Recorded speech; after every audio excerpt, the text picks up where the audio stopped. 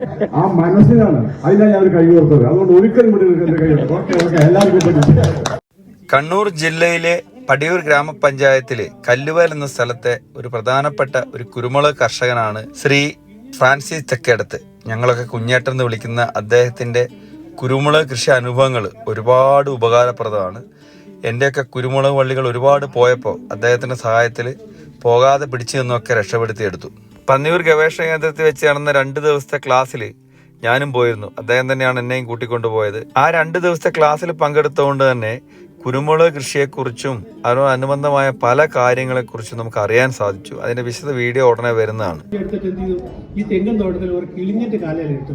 അതുപോലെ തന്നെ അമേരിക്കയിലേക്കുള്ള വമ്പൻ ഓഫറുകൾ വേണ്ടെന്ന് വെച്ച് ഇന്ത്യയിൽ തന്നെ കൃഷിക്കാരനായി തുടരാൻ തീരുമാനിച്ച് കുരുമുളക് കൃഷിയിൽ വമ്പൻ നേട്ടങ്ങൾ കൊയ്ത ശ്രീ ജോമി മാത്യു സാർ.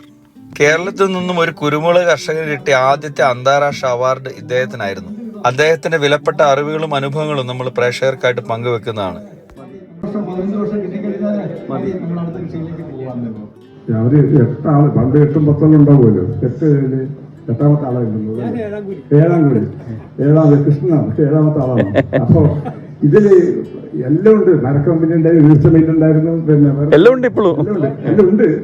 ഇതെന്നൊക്കെ വേറിട്ടുകൊണ്ട് കൃഷിയിലേക്ക് വന്നു, ഈ മണ്ണിലേക്ക് വന്നു. ആ മണ്ണിൽ വന്നുകൊണ്ട് അതിന്റെ പരീക്ഷണം നടത്തി, നിരീക്ഷണം നടത്തി, അതിന്റെ അവസാനം അതിന്റെ ഉയർച്ചയിലേക്ക് വന്നു. ഇപ്പൊ ഒരു വാക്ക് കൂടെ പറഞ്ഞു. ലാസ്റ്റ് 10 കിലോമീറ്റർ 1 കിലോ കുറഞ്ഞാൽ വലിയ പ്രശ്നമല്ല.